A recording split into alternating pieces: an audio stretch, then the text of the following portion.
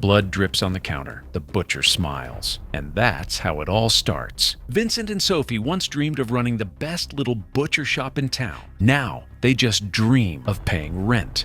Bills stack higher than their meat orders, customers vanish, and the only thing still fresh is their despair. Every argument cuts deeper. Every silence lasts longer. Bankruptcy breathes down their necks like a hungry animal. And then fate walks in, drunk, angry, screaming about money. Mark Veyron, the man who's about to change everything. It's after hours. The neon hums. Mark shouts about debts, pounding the counter until the knives rattle. Vincent grabs the meat tenderizer. One swing, silence. Mark drops like a puppet with cut strings. Blood spills across white tiles. A spreading red confession. Sophie freezes. Vincent trembles. They stare at the body, hearts beating out of sync with reality. Then Vincent whispers it, the thought no one should ever have. Sophie looks at him. Shock, horror, then calculation. Tomorrow, rent is due. Prison or profit? What's the difference if you're already damned? She nods once, and that's it.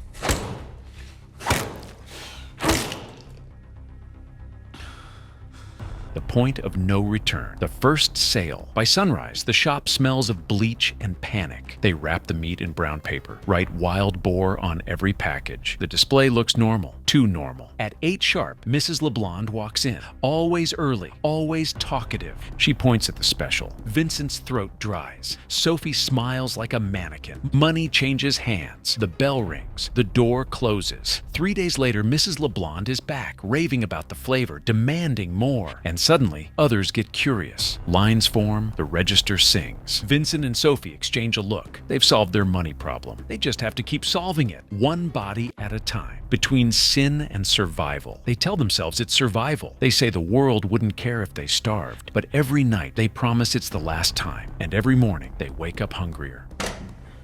Il est où? Qui? Le jambon qui était dans la réserve. Bah, il est sur la trancheuse. Guilt now has a scent. Sweet, metallic, addictive. They've tasted success, and there's no going back. Vincent drives through the city at night, not to deliver meat, but to find it. The homeless man behind the dumpster. The dealer counting cash. The woman waiting alone. He's efficient now, quick, quiet. The tenderizer feels right in his hand. Back at the shop, Sophie prepares the workspace like an operating room. Plastic sheets, sharp knives, cold hearts. By morning, the counter's full again. Their butcher shop becomes a sensation. Food critics adore them. Chefs call to order. Best new flavor in town, they say. If only they knew. Vincent and Sophie buy a house, fancy clothes, fine wine. They smile for the cameras. But behind those perfect smiles, addiction grows teeth. And it's hungry. Within months, they're local celebrities. Articles in the paper, interviews on television. The butchers who save traditional cuisine. Sophie loves it. Vincent, not so much. He sees danger in every camera flash. Still, fame pays well. They launch a brand, a logo. People line up for hours to taste their signature cut. But fame has a smell too, and it's the same as fear, because every spotlight casts a shadow, and theirs is starting to move on its own. Soon, influencers post videos titled, "You won't believe this meat." Food bloggers fight to guess their secret. One critic calls it almost human. They laugh it off. But rumors spread faster than the scent of blood. Non, et puis, pardon, regardez-moi ça. C'est inadmissible. C'est inadmissible. Il était végétarien, Claire.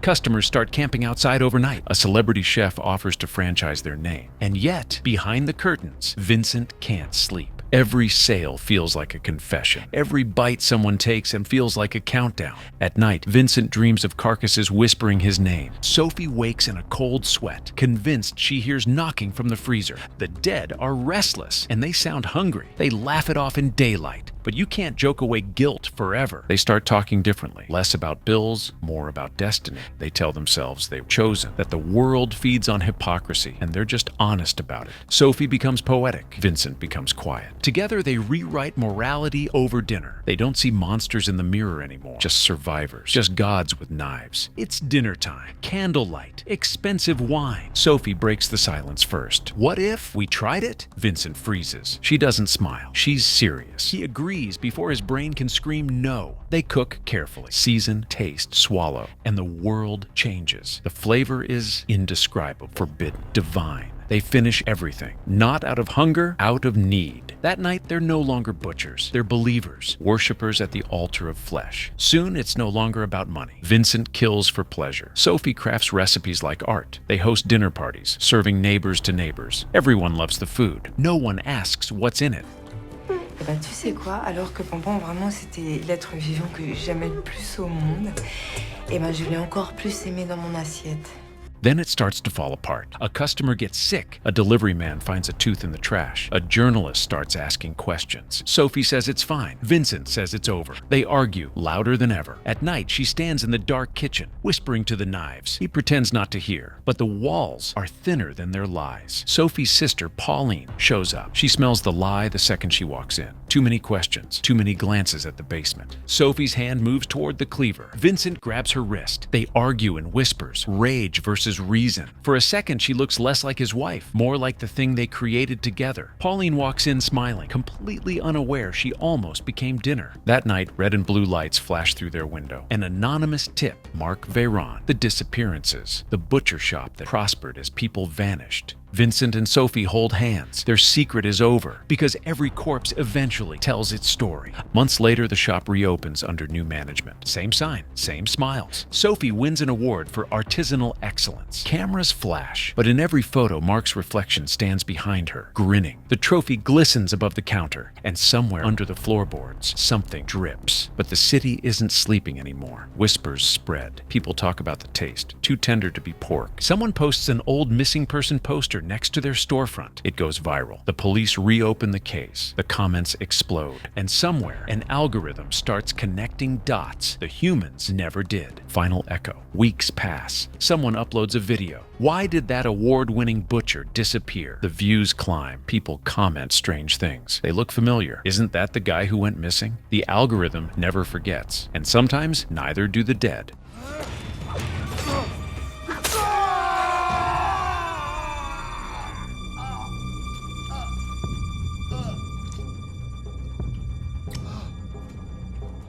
So, how far would you go to survive? Would you trade your soul for success? Would you feed your neighbors to your neighbors? Vincent and Sophie saved their business, their marriage, their dream. But in the end, what did they become? If this story left a bad taste in your mouth, wait till you see the next one. Because trust me, the next story makes this look like a family dinner, and you won't believe who's on the menu.